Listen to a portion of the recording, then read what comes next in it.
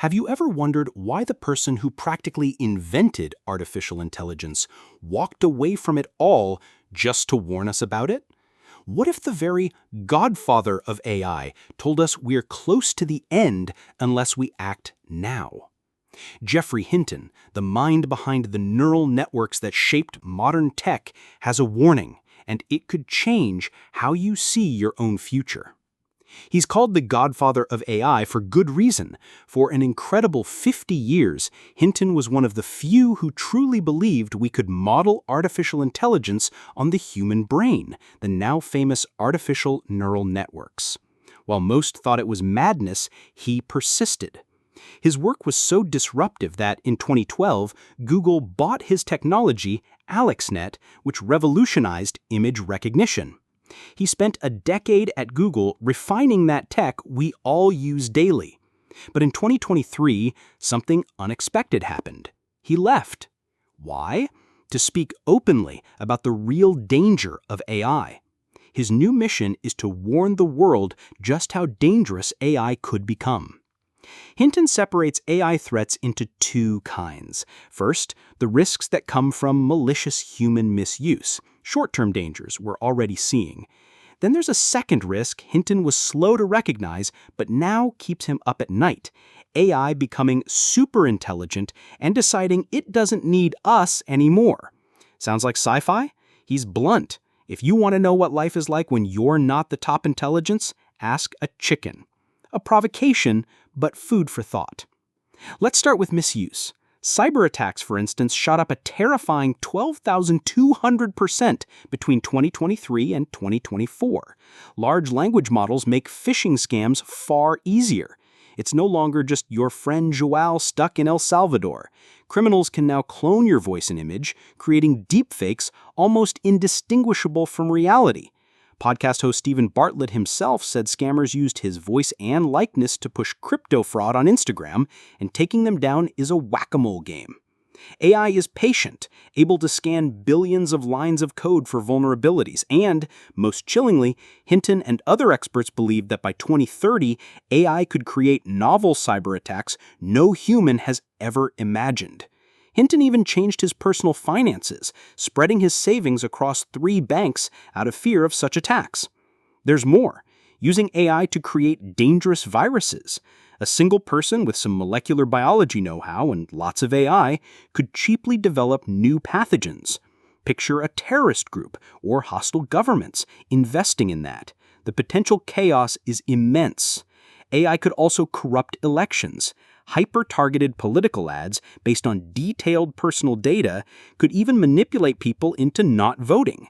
Hinton worries about Elon Musk's moves at X, formerly Twitter, pooling data once kept separate, data that could be weaponized in future elections. Efficiency in this case is a mask for control. Speaking of control, echo chambers. Platforms like YouTube and Facebook, driven by profit, show us ever more extreme content that confirms our existing beliefs. It traps us in bubbles, warping our shared reality and polarizing society. It's no longer a newspaper everyone reads, it's your own newsfeed, pushing you deeper into your niche. Profit over nuance. And finally, lethal autonomous weapons.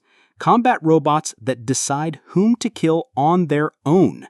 A dream for the military-industrial complex because it lowers the cost of war.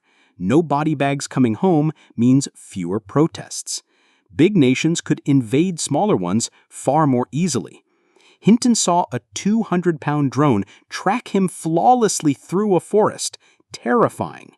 Imagine that tech at scale with super-intelligent AI.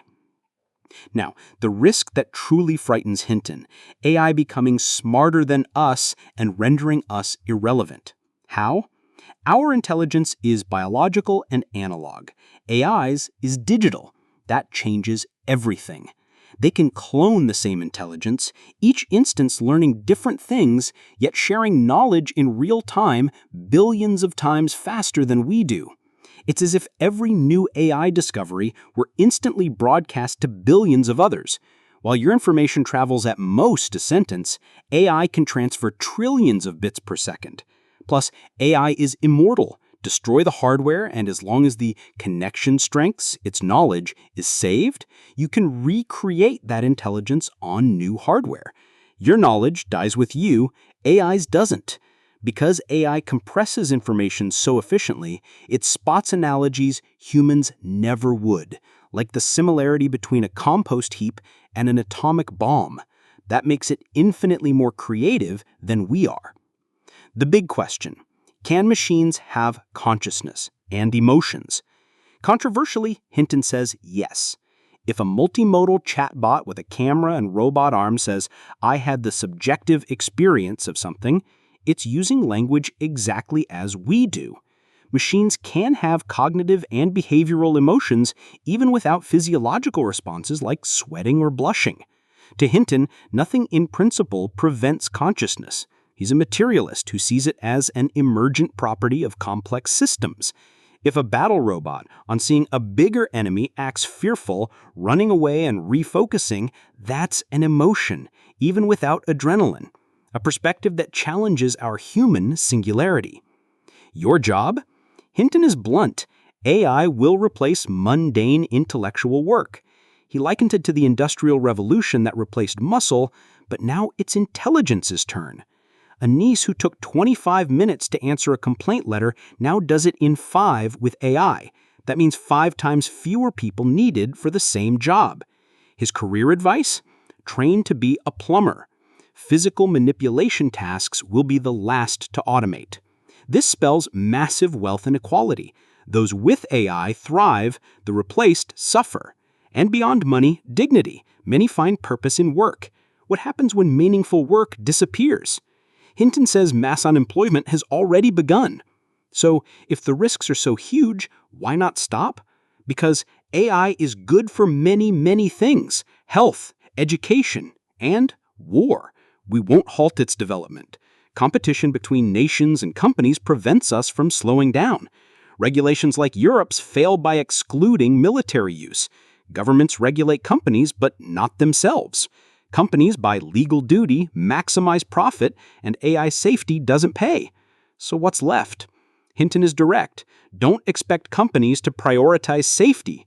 Our only option is to pressure our governments to force big companies to pour huge resources into AI safety research. His former student Ilya Sutskever, one of the brains behind ChatGPT, left OpenAI over safety concerns and now focuses on that. Hinton fears that unless we act soon, we're close to the end. It's a possibility. What will you do about it?